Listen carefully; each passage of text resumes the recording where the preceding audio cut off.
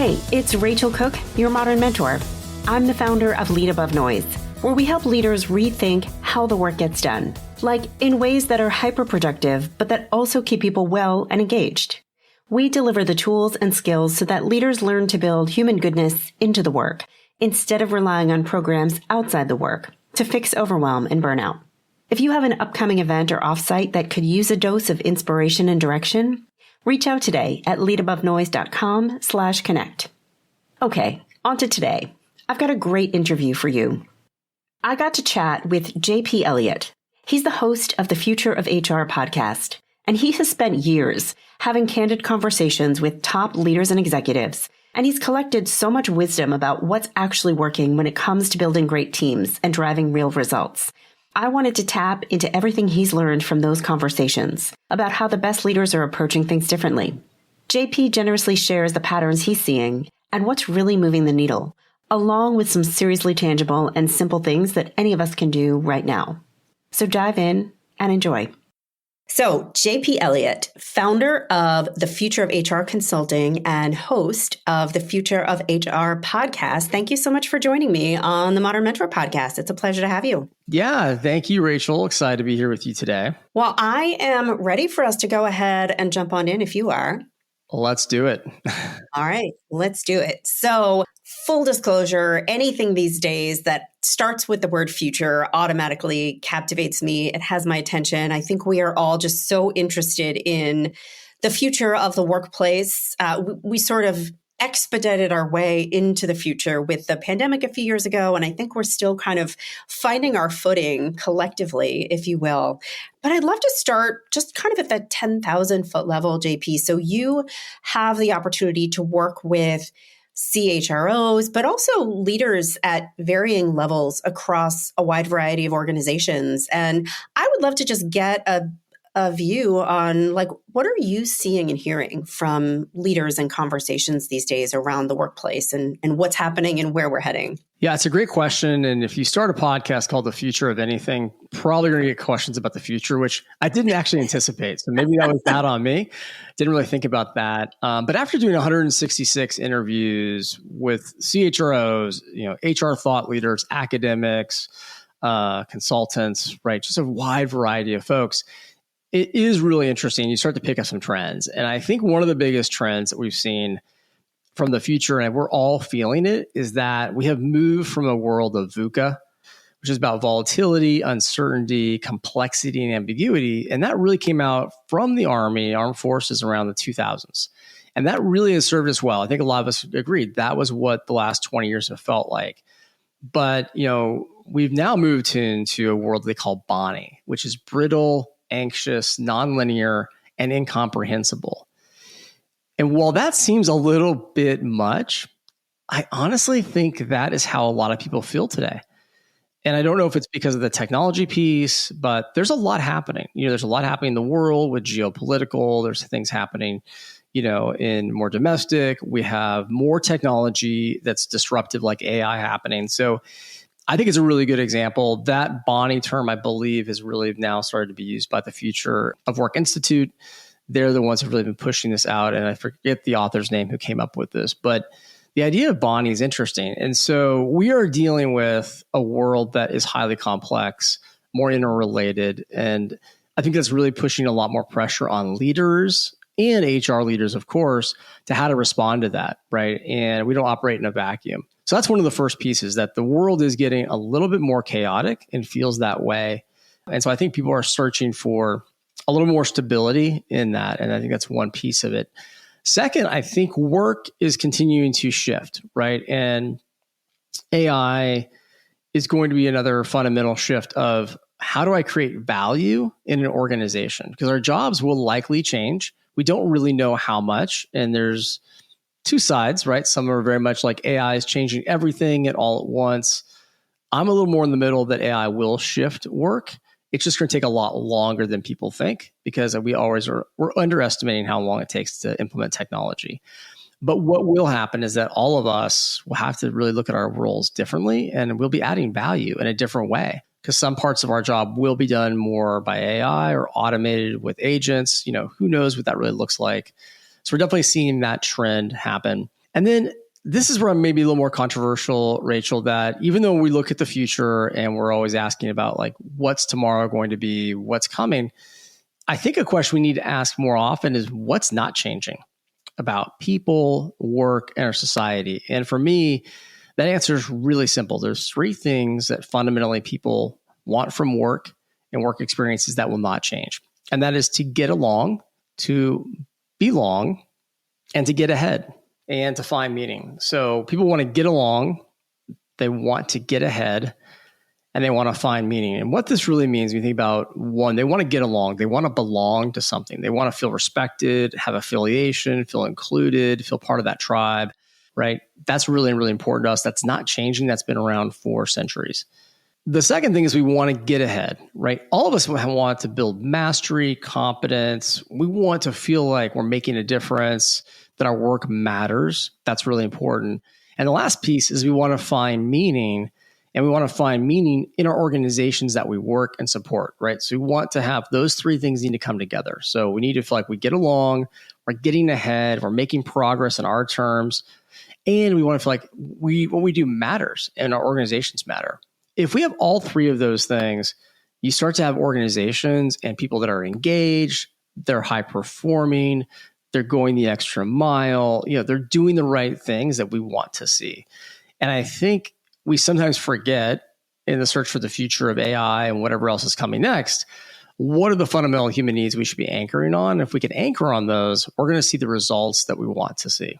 That was really well put. And I love that framework that you laid out. I think that, my reaction to that is achievement and the desire for achievement. I feel like that's always been present. I feel like that can feel very individual, right? When we talk about achievement, a lot of times I think we want to achieve success as a team and as a collective, but at the end of the day, the reality in the workplace is there is competition, right? There are only a certain number of promotions. There is only a certain amount of pie worth of money to go around at year end. And so there is some level of individual competition in that achievement. And yet we also talk about belonging and mattering, which are inherently, I think, they're much more collective concepts. And I also feel like in this day and age, towards the end of 2025, what it looks like to achieve hasn't necessarily changed that much. But what it looks like to belong and find that mattering, I feel like has changed extraordinarily in the past several years. And I do think that the pandemic exacerbated it. But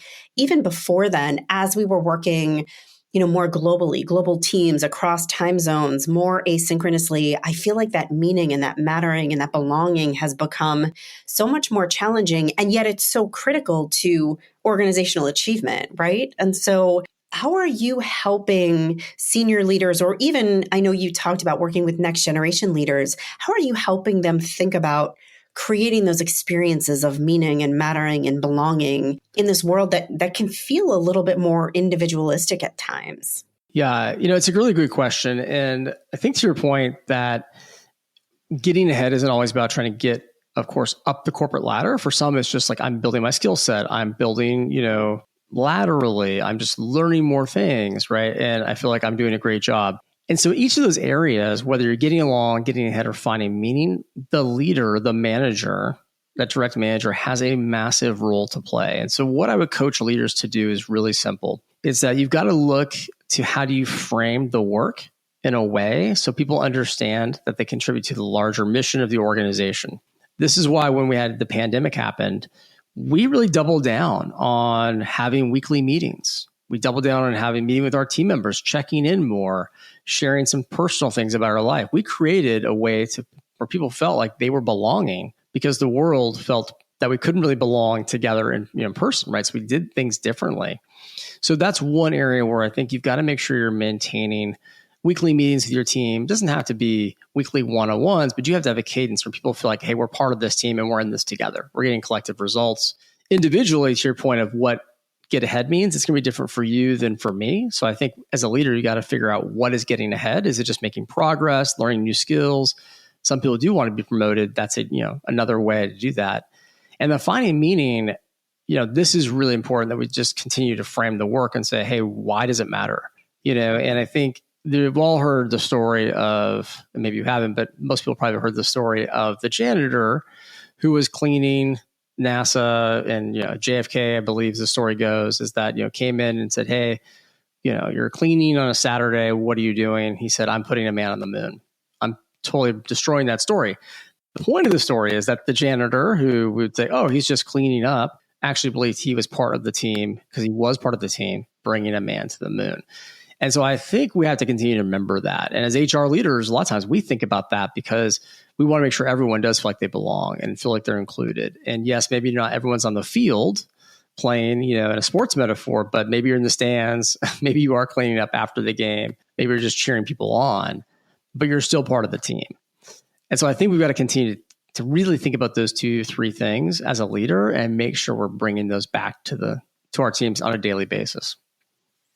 Yeah, I love that. I love that story. I've heard different versions of it, but the running thread is always the same, right? Everybody is part of a team doing something bigger than just the work of any individual on that team. And I think that's powerful. What recommendations would you offer, JP? I talk to a lot of people these days, I don't know if you do as well, who are just struggling to find that. They're like, I don't know, I'm sitting in Zoom meetings all day and I'm working in Google Docs and there's a million Slack messages and they're struggling to find that meaning. And I'm curious, how much do you think it is a leader's job? How much do you think it is a citizen's job? How do we sort of collectively create a movement where all of us are having more of that experience of feeling a part of a mission?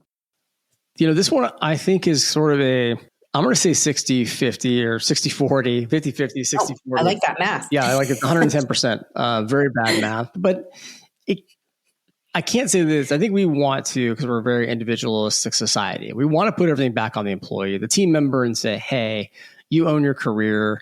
You own how you feel about your work. I think that's fine. It's just not really realistic. And so I think it is a 50-50 split, or maybe honestly, 60-40 manager to a team member. And that's not taking accountability away from a team member, but as a leader, I create the environment for how work gets done. I say it's acceptable to have Zoom meetings all day today, or make people, work at the last minute and work overnight on something, whatever it happens to be, or maybe exclude people from a meeting and make it feel like not everyone does belong on my team. So I think a leader has to take more accountability and think about what kind of environment am I creating. The 40% on the team member side, each of us has to figure out and make that connection back. Do I feel like I belong with this team? Do I feel like I've got a connection that I, enjoy being with them? I mean, people who you work with are not your friends. They're not your best friends. They're not your family. We all know that. So, but do I feel a connection and feel part of the team? Is it a safe place for me to be who I need to be to deliver great work? Second, around, getting ahead. Well, you've got to define that for yourself, right? I can't do that. Your manager can't decide what getting ahead means for you. And I think you'll see people who've been in the same role for a long time, but they're still learning. They're still loving their job. They're figuring out what getting ahead means for them. There's others that get anxious or are impatient and want to leave, right? And hey, I've got to get ahead means getting a promotion. And then defining meaning, we can't fully rely on the manager to do this. We've got to figure out a way that we feel good about the work we're doing and it aligns with our values and what we want to do. Now, if you can't find that, if you have only one of those three working for you, maybe you feel like you've got a lot of meaning because it's an organization that's very values driven and aligns with your values, but you don't feel like you belong, you don't feel like you're getting ahead, you're probably going to leave. And I think 2 out of 3, you're probably kind of struggling, right? 3 out of 3, you're happy about your job. And so I think hopefully everyone can find roles that at least get 2 out of 3. And you're really always trying to get to 3 out of 3. But in my experience, when you have that 1 out of 3, they're 100% starting to look for another job and think, what's the exit path? It's really interesting. It was Meatloaf, right? Meatloaf who said 2 out of 3 ain't bad. Right. Does that do anything for love? I only know like a few Meatloaf songs. Oh, all right. We may have stepped out of our lane. Yeah, exactly. I think that's all really interesting. Thank you for that framing. So I'm curious, we were talking a little bit before we hit record about the fact that you spend a fair amount of your time coaching what you call next generation leaders. And I'm curious, what are some of the themes or the topics or the questions or needs that you're seeing coming up time and again. Like, what are people curious about or struggling with, and how are you helping them address some of those things? For me, what I work with, and most of my time is around helping develop next-gen HR leaders to really be business people with HR expertise and strive to become more executive-like in how they operate, how they think. One of the modules that I like to teach and talk about is thinking like a CEO, because it's a big reframe. And so I find that the biggest gap we have is not technical expertise. It just isn't. It never is. We can figure out the job. Where next-gen leaders, where they sort of plateau, is they don't know how to have executive influence. They don't know how to communicate in the moment, how to make a clear, concise, compelling point of view, to think through the stakeholder management of navigating some of the politics of how to get an idea through, understanding who wants what and how we need to do that. And for HR leaders in general, we a lot of times just forget to make sure every HR initiative we have has a direct line of sight to driving revenue, productivity, reducing cost, or driving culture change. And if we can't get exactly an A to B connection, we make it clear that we're focused on that for a larger good. And that is really because, business is the language of business, right? Finance is the language of business. We're here to really make a profit, but deliver for a customer. And so the best HR leaders think about that. But what I see from next-gen leaders, it's that executive kind of gap that holds them back the most. And a lot of it's mindset, Rachel. Probably you've seen this too, right? It's not that they can't do it. It's just that they haven't unlocked the belief to then change their identity, to change their behavior, to do that.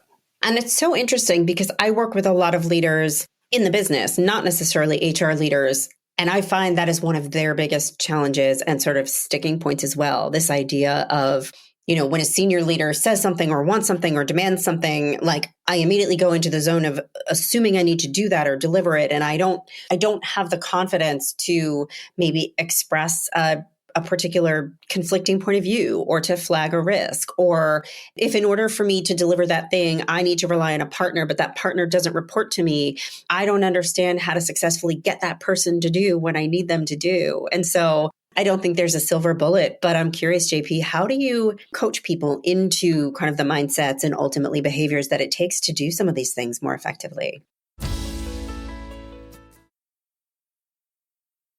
Yeah, it's such a great question. And there's so many different angles on this. But the one I would start with is I really am a big believer in identity. And so if you start to identify as, how do you think about your job today?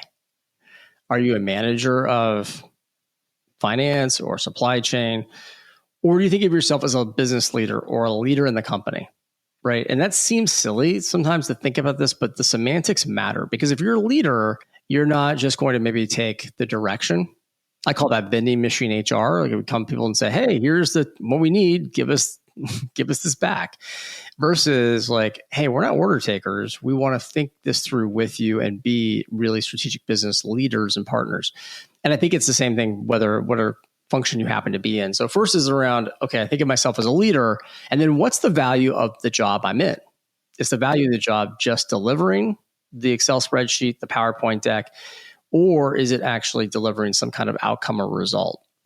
And so when you flip to that outcome or result, then you start to realize your job is not about the PowerPoint, but did you actually have the meetings to get alignment? Have you brought people together, right? Have you done the work so when you get into that meeting, everyone's already saying, Rachel, awesome job. We're all aligned. We're moving forward, right? And building a coalition. So that's one thing I think you got to start to think through. Second, it's understanding, how do you show up differently? This is a big piece of this, right? And this is the hardest part, because a lot of times depending on our backgrounds, upbringings, personalities, we don't want to push back. We don't want to ask tough questions. But the reality is, if you want to have more power, you need to do that. If you have more influence, you have to interrupt. You may have to ask a question. You should do it respectfully, but you need to challenge the room in the right way. And so the way that I teach, a lot of times I talk about making your thinking visible. And what that means is really, because we're not mind readers, but a lot of times I see this in more next-gen HR leaders who are working their way there. They'll say, well, I think we should do this. And that's great. You just told me you think that. A better way would be to invite people into your thinking, which might say, I've been thinking a lot about this. I'd like to share how I'm thinking about the solution, and I'd like to see if you see it differently. And as a leader, that reframes you from being someone who's trying to push an opinion to now someone saying, hey, Rachel, I have an idea. What do you think? Let's talk this through. And I'm now bringing out your thinking, which allows me to figure out how can I influence, coach, guide? Are we thinking the same way? And so I think a lot of leaders, it's small tips like that, but you've got to start to show up differently and not just kind of be that order taker, be the yes person, and think your job is delivering a PowerPoint deck versus delivering a business outcome. I love that. On its face value, I could say, oh, you just gave me 2 points. That doesn't seem like that many. And yet, as I'm sort of taking them in and processing them, I think those are really big unlocks. If somebody can really take in and activate those 2 points. So what I'm hearing is really reframing from this leader as asking me to do a thing, so I need to go do a thing. And what I hear you saying is, no. Before you assume you have to do the thing, ask yourself, what value am I here to deliver to this organization?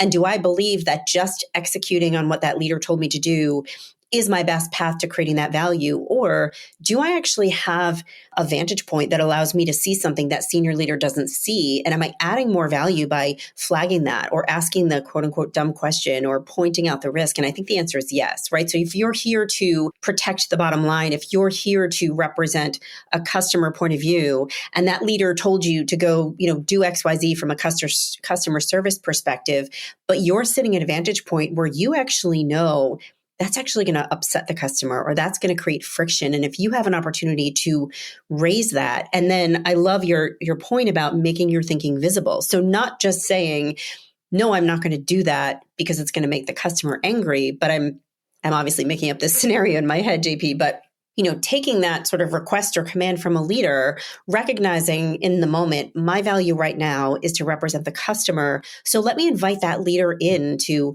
hey, senior leader, I hear you're asking me to share this script with my team, but maybe you have the ability to see that when your team is using scripts, customers are getting really frustrated. And if you have the opportunity to share your thinking with that senior leader, invite them in and say, these are some of the observations I've been having. I'm recognizing that when members of my team feel empowered to go off script and really listen to the customer and really address their issues with solutions in the moment, we have much better outcomes. Here's what I'm thinking. What do you think about that? I think there's something just incredibly powerful in your ability in that moment to add value in a way that leader may not have been asking you for and to really shift the outcome in a meaningful way. Yeah, I think it's a great example. And partly the idea of making your thinking visible is to then get the other person to make their thinking visible, because a lot of times we don't know why we're getting the request of go do this thing, as you said. And so HR, especially support functions, it's a little bit easier to fall into. But when you have hierarchy, it can be similar.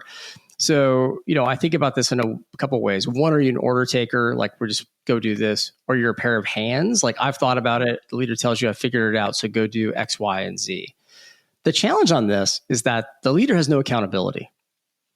They've now delegated to you. And if it goes wrong on the HR side, what happens? They say, oh, well, Rachel, you were the TA expert and you went to do my talent acquisition and recruiting and it didn't work out.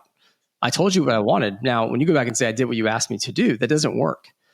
So you have to invite them in and build some accountability. So making your thinking visible, pushing back in a way of, hey, I'd love to do that. Let me give you a couple options I'm thinking through on how this may work or play out and what role you might play. I love that. And then they're like, what role am I going to play? What do you mean? We'll get the candidates, but I need you to review the candidates. I need you to make the final decision on the candidates because you ultimately own it. Well, you're HR. Don't you know more about hiring than I do? I know a lot about hiring, but you know more about the business. And I've seen this work this way, right? We push back and you get to a better outcome where they're now accountable for this initiative. So that's also, I think, a tip of like executives don't just let all the accountability come back to them. They make sure that people know who has to do what. And we're clear on that when you leave those meetings. And you're only owning things you can really deliver. That's part of it as well. Beautifully said. So I would love to just pick your brain a little bit, shifting gears if we can to your Future of HR podcast, which I think is great. I think you've had a lot of really compelling conversations with a lot of really senior HR executives. you said, what, 166 episodes? So I'm not going to ask you to run through the entire catalog in your head right now, but I would love it if you could share, just kind of off the cuff, what are a couple of things that you've learned about recently that organizations are doing or implementing or testing that maybe the rest of us could learn something from and pull an insight out of? I think a few that will be really interesting. I guess I can go through at least two off the top of my head. One, I think AI is a big topic for everybody, right? So obviously we're all talking about AI in different ways.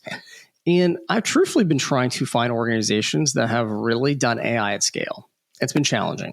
Now, I've had two great podcast guests, Brandon Sumat, who is the chief people officer for Zapier, which is an AI automation company. They have about 750 employees. They literally, the company, the business model is automation for AI and other connecting any kind of application, whether it's Google Sheets to something else, it's going to make things work together in a very simple way. They're really driving an AI first company. They have something called an AI fluency test.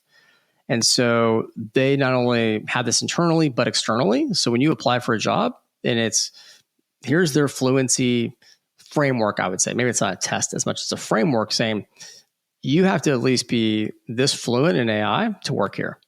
So if you are AI agnostic or do not believe AI is the future, don't want to work in AI, you're going to have a hard time getting a job at Zapier. So they're going to ask those questions across the board, not just HR, every function, right? Because they're so serious about everyone understanding and be more of an evangelist and wanting to learn AI. They don't expect you to be an AI expert. I think their fluency framework goes to like a transformational where the people are redesigning job processes completely with AI, but most are probably not there. So I think that's really interesting, and they're smaller so they can go faster, and it's a great company. They built a lot of really interesting things. So look them up, and they're doing webinars and they're sharing a lot of how you can use AI in a very pragmatic way.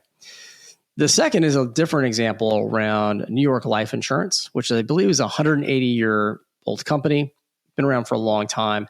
They're on the AI transformation journey, and they shared their AI blueprint and playbook with me. They've trained 12,000 employees. They've built 7,500 GPTs, which if don't know what that is a custom kind of chatbot, if you will, or a chat GPT, a chatbot that someone's built and kind of customized for a specific use case. They built one that did performance management and helped with writing performance reviews that apparently 85% of the organization or more has used and utilized. And so what the learning there is that they thought about this not as technology, but as a change management transformation. And so they really started with the mindset, skill set, and then the tool set. So it's all about mindset first, skill set, learning how to understand how this stuff works, and then giving people tools to build these different GPTs and everything. Now, 7,500 GPTs is a lot. And it might go, that seems overwhelming, but a GPT is really where the next Excel workbook is, right? If you think about, we all have our own Excel sheets that I might use for different reasons, different budgets, different project plans. It's kind of the same thing with GPTs. We just haven't started to see this yet because I might build a GPT that's only for me. So not 7,500 are available across the enterprise, but people are building them on their own. So I think it's a really fascinating use case because I have yet to see an organization that size that isn't a tech company really go that far, right? So it's interesting to see that in a more traditional insurance company. That's the AI front. From a work perspective, I continue to think we have a lot of the same trends with how do we create cultures where people feel engaged, excited? We're always looking at how do we raise the bar on talent? How do we think about that in a right way? How do we add business value? I think those things are always going to be continuing there. One episode that's sort of standing out to me, it's a little bit older, but Bob Sutton, who wrote The Friction Project, he's a Stanford professor. He talked about the idea of creating friction and like how do we reduce and how do we basically take things off our plate versus add, and how we always kind of continue to add. I don't think that's going to go away, but I think we're seeing some less is more behavior from organizations right now. When you think about some of the tech companies maybe reducing their middle management, we're doing some layoffs, we're blaming it and saying AI is taking that, and that's the reason why. The challenge is that we've got to start to figure out how do we do more with less or actually get more out of AI, because I think that is one of the big challenges for people. We're overwhelmed. And so people are burning out because we continue to add more to the plate versus focusing on what adds more value. So I continue that trend and that theme comes up. I don't know if we have a solution for it because I'm not sure every CEO is on board with those ideas and they're driving a lot of this. But I think the organizations that are getting more focused and prioritized and thinking about burnout and well-being are going to really do more and achieve more in the future. I could not agree more. And I think that's really kind of the heart of where my work and your work really intersect. So I'd love to close then with just a couple of your thoughts on, as we think about burnout and wellness and their importance in the workplace, not just because they are nice or because they are kind, but because when we start to reverse them, we actually get people's creativity and their energy and their focus back into the work itself. What are kind of your top 1, 2, 3, you pick the number, but your top tips for people in organizations at any altitude? What can we and should we all be doing differently to start to turn the dial back on burnout and turn it up on wellness? Yeah, it's so important that we do this. And I think it's harder than it sounds. Jason LaRue, who is at KPMG, was on the podcast, episode 139. He talked about how health plus capabilities creates a competitive advantage. And so some organizations I think are really leaning into well-being, and it's not well-being that a lot of us would think, oh, it's just like, do I work out or am I in shape? Or, it's not physical well-being. It's really financial, mental, physical. It just covers the gamut. And so I think you're seeing more organizations approach this from a holistic standpoint. I would say most big companies do have someone who's thinking about this in a holistic way. Where I think the hard part is that, do you build systems? Are organizations building the systems and the leadership management capabilities and the frameworks that give permission to say, we need to make sure we aren't having burnout. We need to give people time off. We need to respect when people send emails and when do they do work. And I think you see some of those people have their signatures on emails that say, please send back in your time zone at a time that's convenient for you, because a lot of people might work at 1 a.m. or, and we don't want to get an email and think I have to respond right away, even though some cultures, maybe you need to.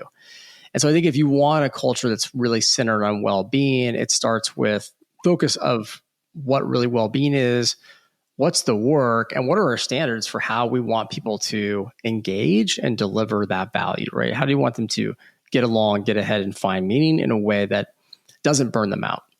Because I think, frankly, our employment cycles, right? We go in talent cycles, right? So right now, it's going to be a little bit harder to find a job. But when we kind of came out of COVID, at one point, everyone was able to leave, and we talked about the great resignation, all this stuff. So that is cyclical. It'll come back.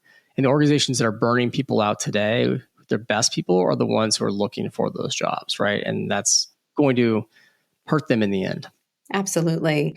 And I think, and maybe this is implicit in what you're saying, but I really am a big believer that meaning is one of the best inoculators against burnout. So I think from my perspective, burnout doesn't just come from how the volume of work that we're doing, but the relevance that we feel of that work. So, working a 60-hour week may or may not be healthy, but when you're working those 60 hours in service of a mission that you're really bought into and that you really feel connected to, I think you handle that better than even a 30-hour week full of stuff that just feels bureaucratic or administrative. So I love that you have chosen to put meetings so high up on your list. I totally agree with you. And I think now when I was a chief people officer in a private equity backed company, I was working 50 hours a week or more on the weekends. It was a great company. It wasn't that I didn't feel like I wasn't adding value or meaning, but it wasn't the same as now I have my own company and I'm probably working 65 or 70 hours a week, because I'm still the boss. Like I'm the one that decides to do that and put the effort in, and I know what I'm doing. I believe in it. Whether or not maybe it's all productive, that's another conversation, right? But I believe in it. And I think that's why a meeting does matter a lot. And you've got to really, as a leader, help your team understand that even though this might feel meaningless, like going through and fixing a spreadsheet, this ties back to a larger purpose of the organization, right? That's where I think leaders do have a massive job to do. And the best ones help people understand that, no, it doesn't matter how small the job is, it makes a difference. I couldn't agree more. There's a real call to action in there for leaders, JP. Is there anything you feel like I haven't asked you that you want to share before we close things up? No, I think you've been amazing. It's been so fun to talk with you. Awesome. Well, it has been a great honor and a pleasure to have you on the show. JP, I look forward to my audience going to check out the Future of HR podcast. And thank you so much for being on the show with me today. Thank you, Rachel. I hope you enjoyed my conversation with JP Elliot. Check out the Future of HR podcast and learn more about him at futureofhr.com. Join me next week for another great episode of Modern Mentor. Until then, visit my website at leadabovenoise.com. You can follow Modern Mentor on Apple Podcasts, Spotify, or wherever you listen to podcasts. Thanks so much for listening and have a successful week. Modern Mentor is a quick and dirty tips podcast. Thanks to the QDT team, audio engineer Dan Fauerbund, director of podcasts Holly Hutchings, ad operations specialist Morgan Christensen, marketing manager Rebecca Sebastian, and our marketing contractor Nat Hoops.